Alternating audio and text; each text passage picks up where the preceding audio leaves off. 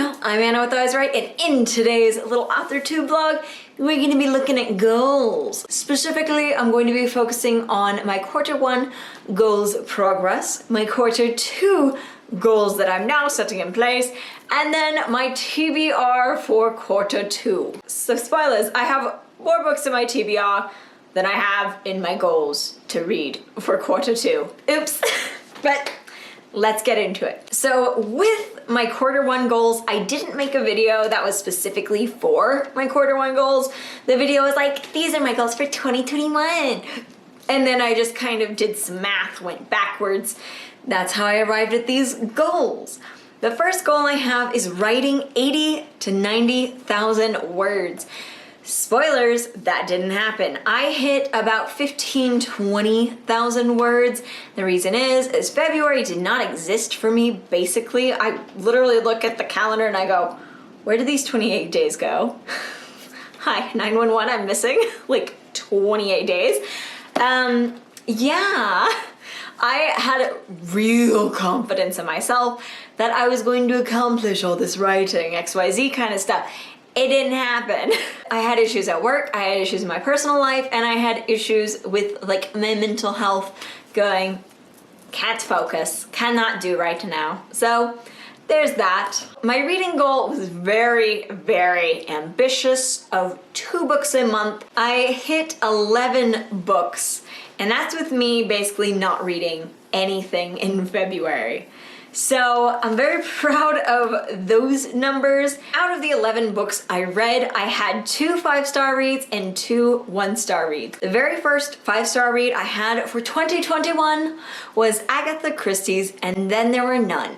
It was an amazing book. It's essentially a mystery murder book, thriller if you will, where 12 people that don't seem to be connected really go to this remote island resort. They were all invited by different people, and they start dying off one by one until there were none. I really enjoyed how Agatha Christie went through this book and how she was able to pull off the murders and how she was able to kind of reveal, if you will, the murderer. It was fascinating. I absolutely loved it. I highly suggest it, especially if you are looking to write a mystery, a thriller, kind of that kind of book. And the next 5-star read I had was Crazy Rich Asians. I actually ended up reading the entire trilogy. I have the second and the third books right here. I don't have the physical book at my house. It's at my parents' buried somewhere. So I have these two. These two I gave 4 stars each. I quite enjoyed the story. I liked the storytelling. I liked the prose. It was interesting. But the reason I gave the first book a 5-star rating is just how well done it was. If you've watched the movie Crazy Rich Asians, it's different. It has a similar plot, but Kevin Kwan, the author of Crazy Rich Asians and the sequels and stuff, did work on the script for the movie, but he did make the movie script and the movie kind of plot different, and it's very interesting to read the book after having seen the movie many times and going, wait, that's different. I like this better. But I really enjoyed jumping from point of views, and I felt like I got to know the characters. Every character felt like they were at least partially fleshed out. Most of them were fully fleshed out. They were so fascinating. It was a look into a world I had no idea existed. I had some other goals, such as gardening, to be specific. I specifically for gardening wanted to clean out this one bed that I commonly refer to as the north bed. It is kind of the north part of my garden. It's not the northmost, it's just that's what I call it. I don't know why. Every bed in my garden has a different name. I have a semicircle, I have a rose, I have a spirea, I have a Burberry. Barbary, excuse me, not Burberry. Can you imagine? I have the Chanel, the Valentino. Just kidding. So I was supposed to clean out the weeds and the garbage plants, aka like grass. Should not be growing in my garden beds, but grass, trying to get it out of my bed. It did not go well trying to get the grass out. So I had to do chemical warfare on it, and not in Q1, but in like the last week, I have been able to clear out like half of that bed. So I mostly accomplished that. The next thing I had on my gardening goals list, essentially to-do list is a better description, is to mulch my garden. And I did that. I actually finished doing that just yesterday. I set out like 3 other bags of mulch that I had meant to put out and I thought I'd put out, and then I went and I checked my plants and I went, this ain't been mulched, so I had to mulch it.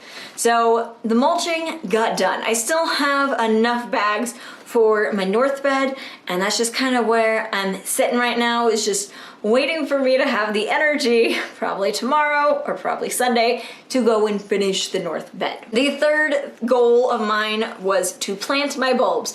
Originally, I had planned on like planting bulbs in the north bed before the beginning of April. Didn't happen. They haven't arrived yet. So I'm not just like sitting on bulbs. They're not molding, they're not dying. It's just they haven't gotten here yet. So I was able to do that in a sense. I did all that I could. And then I had some work goals. One was to clean out the R property. I was not able to do that. I contacted the contractor that I had hired to clean it out.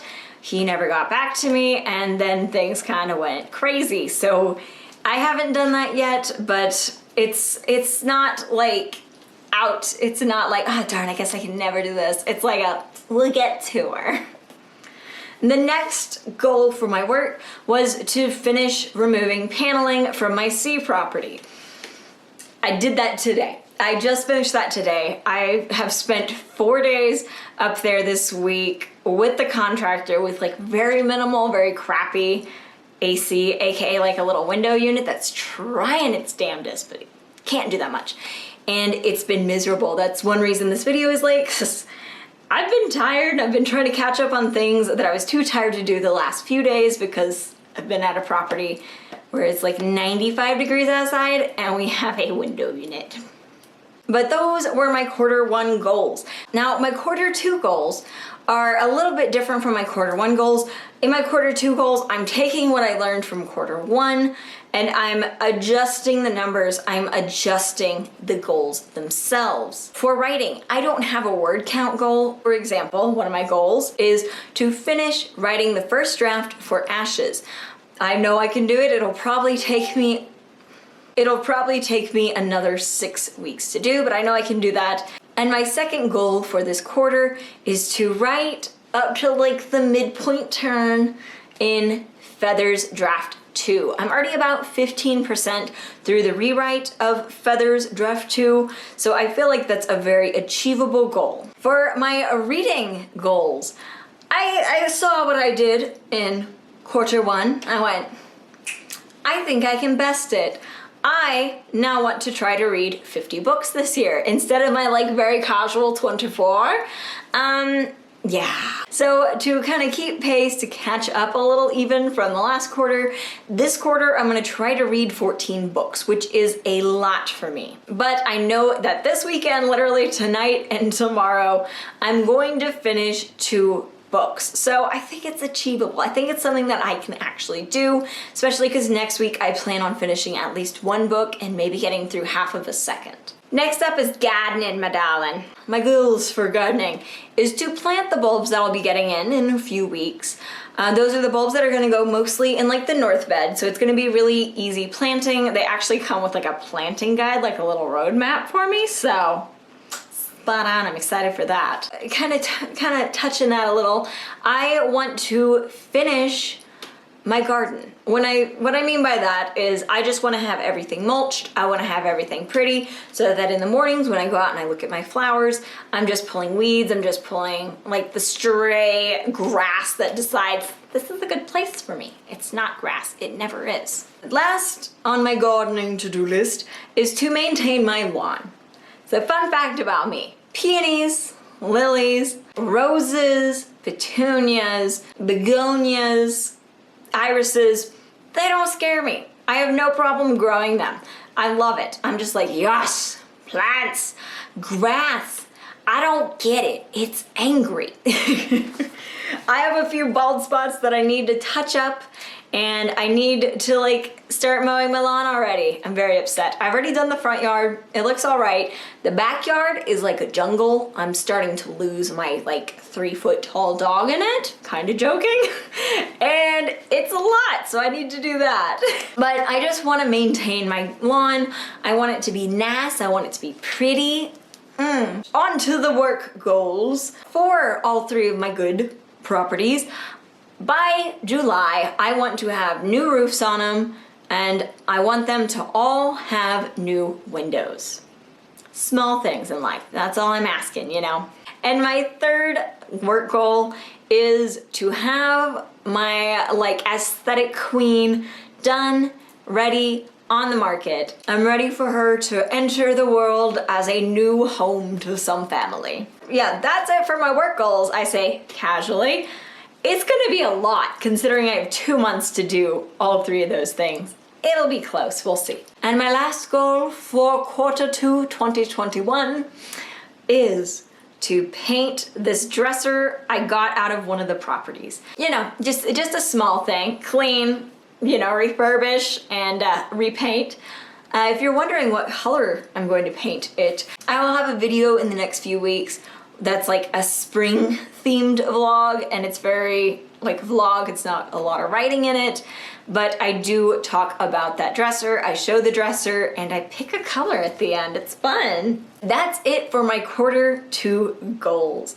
I think that especially my work ones, now kind of that I'm looking at it, I'm just going, ooh girl, you're gonna cry, you're gonna be upset, it's a lot. Now, on to my physical book TBR for quarter 2.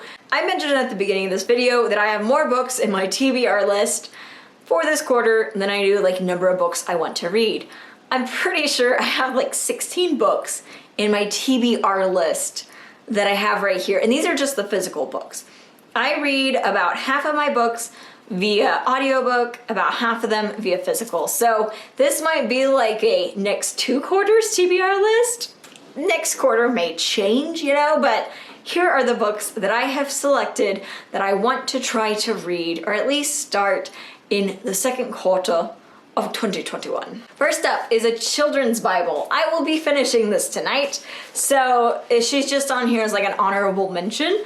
I am loving it so far. It's very interesting. This is by Lydia Millett, or Millett. I'm not quite sure. Do not buy this for your child, that's all I'll say. This will probably be a 5-star read for me if it continues to read like it has. Next up is Reflection, a twisted tale of essentially what if Mulan had to go to the underworld. This is written by Elizabeth Lim, and this is a young adult fantasy, essentially is how I kind of understood it. I am very excited for this. I was very disappointed by the recent Mulan movie, and I'm refusing to pay like $30 to watch Raya and the Last Dragon, so I bought a shit ton of just like Asian themed books. I'm going to start on this after I finish a children's Bible. Next is All the Stars and Teeth by Adeline Grace. I was attracted to this book because it's mermaids. And when I was in middle school, mermaids were flippin' awesome, and they were like really popular, and then they just disappeared from the publishers. So next is Rich Dad Poor Dad by Robert Kiyosaki.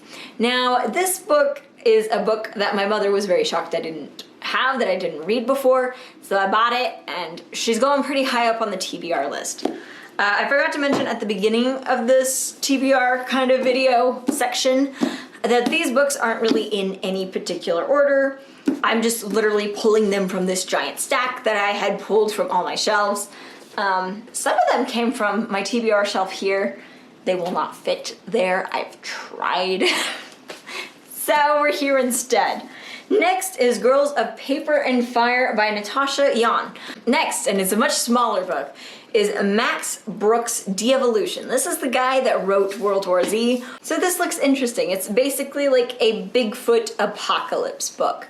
And it's written in a format that is like found journals. So that's interesting. I haven't read a whole lot of found journals.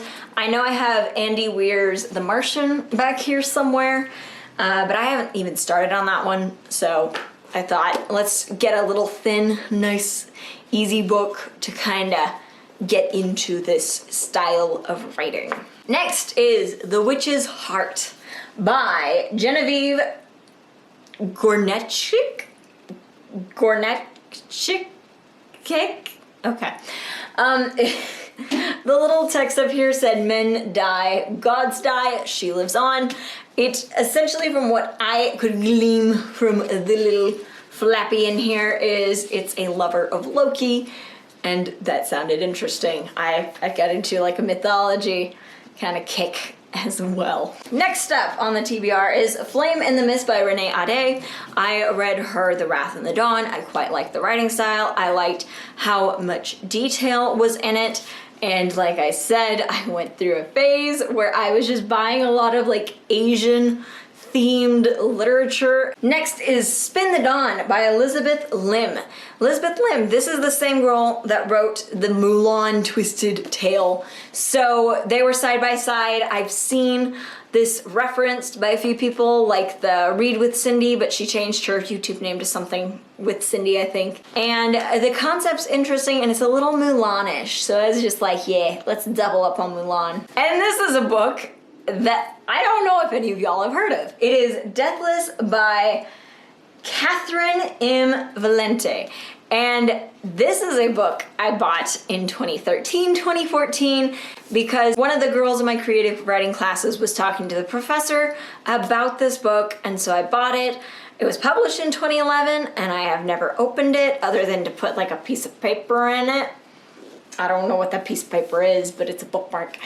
And I think it's time to read it. And next is Good Morning Midnight by Lily Brooks Dalton. This is the little itty bitty baby book that Netflix made that movie of with like George Clooney. So I have an idea what this book's about. So yeah, I watched the movie like months ago when it first came out, and I bought this shortly after watching the movie, and then it sat on my little shelf right there. So I was just like, let's pull it, let's read it. It'll be nice, quick fiction. So that's why it's in this, is to kind of buffer against some of the bigger books. The third to last one is The Rose and the Dagger by Renee Ade. This is the sequel to The Wrath and the Dawn that I read back in like October or something. I absolutely loved the first book in it, and I was like, I'm gonna read the second one like right when I get it. And then I didn't. And so we're gonna read it now before I forget everything. Next is Terry Pratchett's Only You Can Save Mankind. I have never read a Terry Pratchett book. I have heard nothing but praise about Terry Pratchett, and she's thin enough that I don't feel like hella intimidated by Terry Pratchett.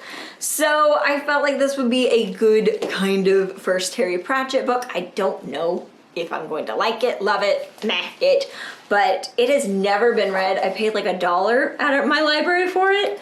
It's brand spanking new on the inside. And the last book in my TBR is Lore by Alexandra Bracken. I bought this when it was like first out, like within the first week of it being published back in January. And I was like, I'm gonna read it, and then I didn't. So now I'm going to read it. Oh yeah, and this is like a mythology one, but this is like Greek Roman mythology. So yeah. That's it for my TBR list. Thank y'all so much for watching. Let me know your goals for this next 3-ish months down below. Let me know if you've read any of these like too many books. I hope your Camp Nano is going well. I hope your month is going well. I believe in you. We can do this. As always, thank you all so much for watching, subscribing, liking, commenting. It means so much to me. And let's get writing.